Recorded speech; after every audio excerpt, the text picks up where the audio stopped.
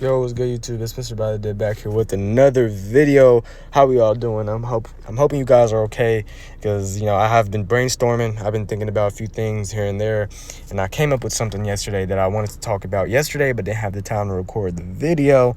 However, we're here today, and I'm here to talk about it, guys. So, as you can see, I made this. I made this notes. You could call it a presentation. I made this up when I was in the car yesterday, actually. I was just thinking about my position in NVIDIA, like what other stock do I think is going to run up pretty well, and I came up with Walmart. Okay, I have some reasonings here, I have some history here, and I want you guys to know that I've been tracking Walmart since it was at $65-$70, and I've been tracking since like July, August. I just never had the time. I never had the price points I wanted to get into Walmart. I always would be like, okay, it's at 70, I'll get in at 62, I'll get in at 61, right? I'll get in at 68. And guess what, guys? Every time I do that, I point that out, target price never comes to me with Walmart. Okay, so I was like, you know what, if I can just get in under $100, that would be great. Now, what do I mean by diversity? A lot of people probably know this, right? It's very beginner to intermediate stuff. So basically just investing in different companies, right?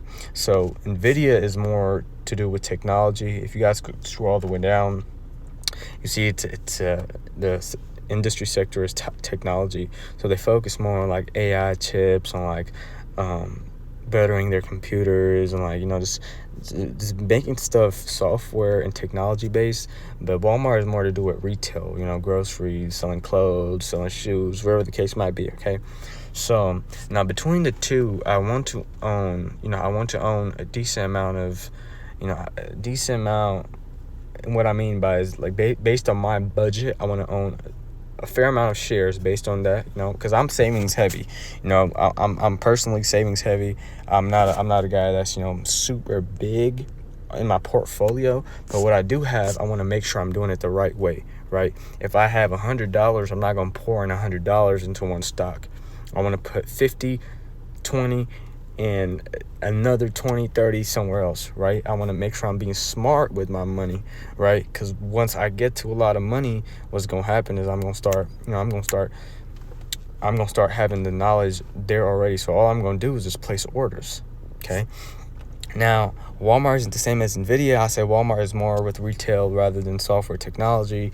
Now, you have to understand what you're working with. I'm working with only $100, right? So if I have $100 and I think, oh my God, NVIDIA's going to run up to $200 their share price, right? I'm going to put 100 in NVIDIA, right?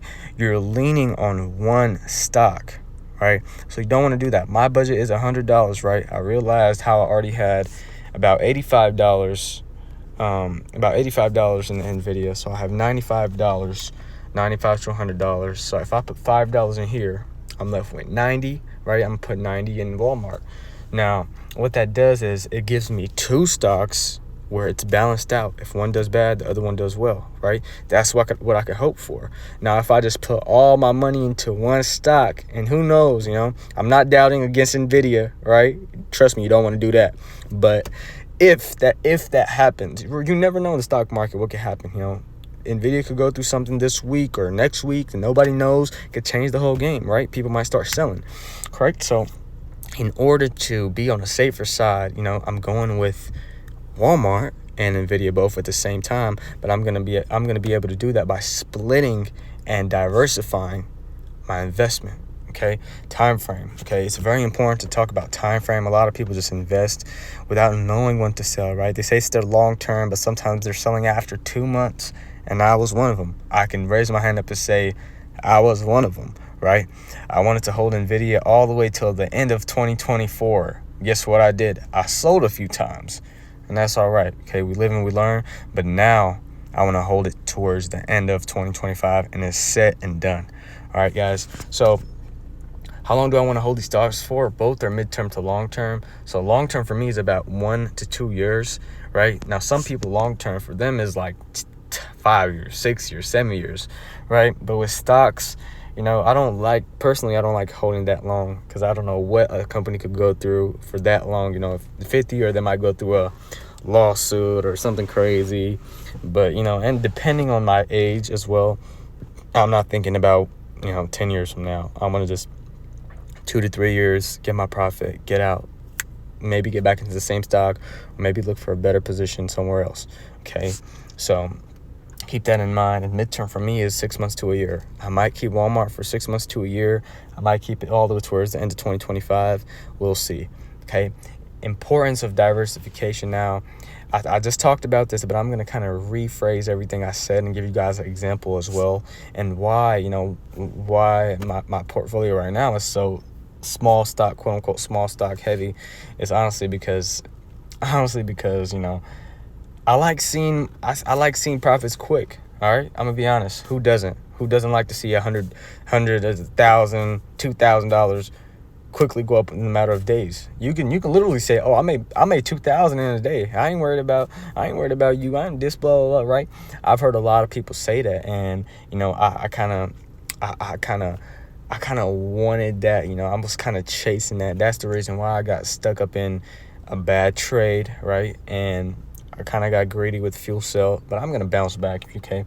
I'm going to average down and get these out of the way and kind of go into 2025 with a whole new plan, right?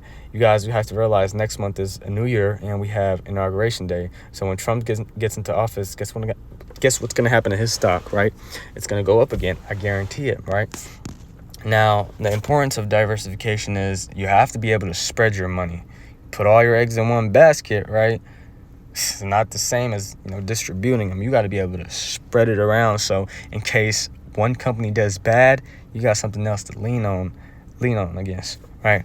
Think about it like a regular business. Now, I give this example to the best of my ability. This is what I could think of, right? I gave a restaurant example, but if you guys can understand what I mean by this, it'll be very beneficial, right? I said if you have a restaurant and only focus on one good dish, right, you aren't versatile and don't have different foods people will like trying. Okay, so you're only relying on one good dish. So basically, if you only rely on one good recipe, one good dish you have at your restaurant, you're not known for multiple things, right? So people might start, they're gonna get tired of the same thing, right? Or you don't know what could happen. Like somebody could probably find a bad review and that goes down the sink. You don't know what could happen, right? You want to have multiple things at once, right? Don't have too many, right? So the right amount for me, I would say, is 5 to 6 stocks at a time. Okay, 5 to 6 stocks at a time. Move on. I don't like 10 stocks, multiple screens, going crazy. I don't like doing all that. Just 5 to 6 stocks. I like midterm, long term. I don't do puts or options at all, right? Because I'm on CashApp. But that's what I'm going for in 2025. That's the plan, and that's how I'm just gonna buy dips and keep holding. It doesn't matter how low the stock goes. NVIDIA and Walmart, now I understand the game a little bit, and I'm willing to do that for the whole 2025. Okay, same way. And at the bottom of this, I say same way. You don't want to rely on one good stock. So just keep that in mind, guys. Just move your money around. Don't rely on one single stock, or don't rely on one single source of income, right? If you're just working, that's fine, right? But you don't become a millionaire by only working at one single job. I mean, you probably could, but you probably have to save up 15 years, 10 years, 20 years. So find different sources of income, and you can find a different way of earning money from quote unquote different stocks.